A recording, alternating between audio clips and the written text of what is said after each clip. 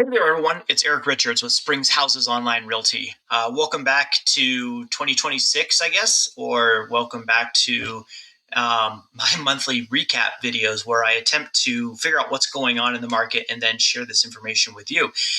The month that just ended capped off a year that was interesting. I think that a lot of us looked at it and said, well, it's another day in these high interest rate environments that we're trying to buy and sell real estate in, combined with maybe some negative sentiment that goes on with the higher prices that we saw, along with maybe some uncertainty in the political environment that leaves a lot of people wondering where the United States might be headed and how does that impact tiny little Colorado Springs.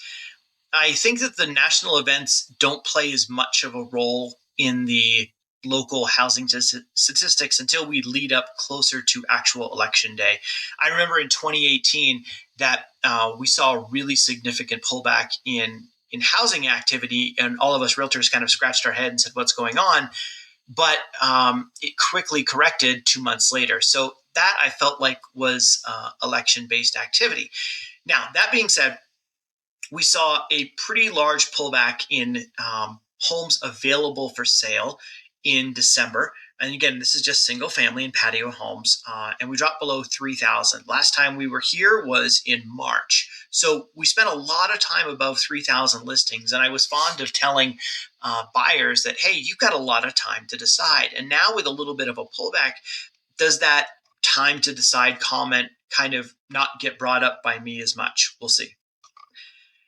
New listings, almost flat. Not going to put a lot of weight into that. Total under contract, nearly flat as well compared to previous years.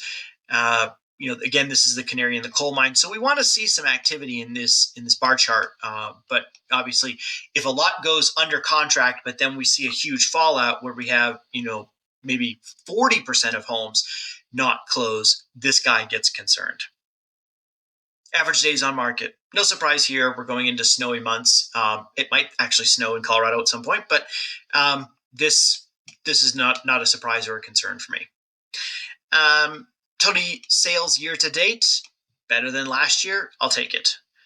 Average and median sales prices. I breezed through the previous charts to get to this one because this one is exciting. I think that the word correction is certainly valid at this point to talk about it, to discuss it, to find some supporting data, or to look at the data from an empirical standpoint and simply just say, yeah, there possibly is a correction going on. Clear indication that the house prices dropped $20,000 in 1 month. I think that spells correction, especially when you're talking about a market as large as ours. Median sales price also dropped off $31,000. And remember, median is the frequency of sales, whereas average is the blend of everything from $0 to $10 million divided by the total number of transactions. So when the median moves, this is much more dramatic, meaning we just didn't have a lot of sales at those higher price points, and we had a ton of activity at this lower price point, and that drove the median price down. This chart is always a bit fun to look at because it just shows the disparaging difference between our homes and our available townhomes and condos, nearly a 1-to-10 ratio. So again, not going to put a lot of weight into this one, but simply just shows the difference between the two. I tend to show this chart only when I find things that are really interesting to focus on, and I did find it here. I want to talk about this median sales price, but when we look at December of 24 versus December of 25, and when you see this pullback here, I don't think that anyone in 2024 leading up to the end of that year was going to say, well, in 12 months' time, we're going to see a pullback of 5.5% at the end of December. I think that everyone just kind of assumed a long, gradual, slow incline of 1% to 2% a month. But color me surprised, we ended up with 5.5% pullback in a single month compared to a month. Is it a long-term trend? We shall see. Because overall, we ended up the year, when you compare 24 to 25, just 0.2% up in terms of median sales price. Again, this is the whole year, not just that single month. So not to contradict what I just showed in that previous chart.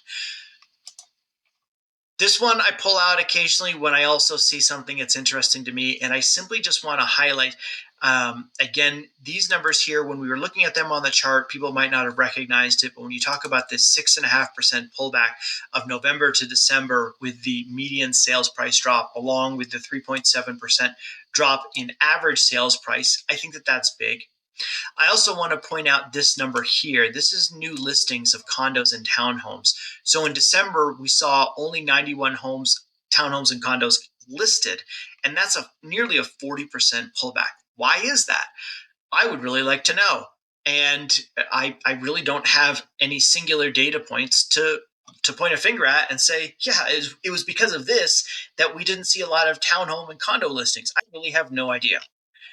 I do see a little small, price correction here, 3%. You're not going to spend a lot of time talking about that. But when you talk about total active, 606 versus 501 in, again, available inventory, and you see the month supply is dropping from 6.4 to 4.7, and you think back to the previous chart that I showed that talked about days on market and total under contract, this could actually mean that condos and townhomes are becoming more desirable, even though there's less of them. And are more people going to move into them? We shall see.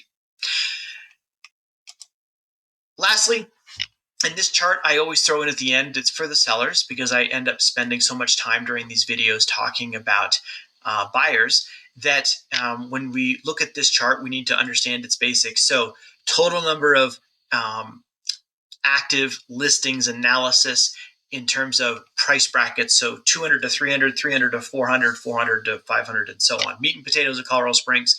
Out of 549, 119 had to take price reductions, and that meant 18.5% of that total category took a price reduction to the amount of 1.9%. Not a lot.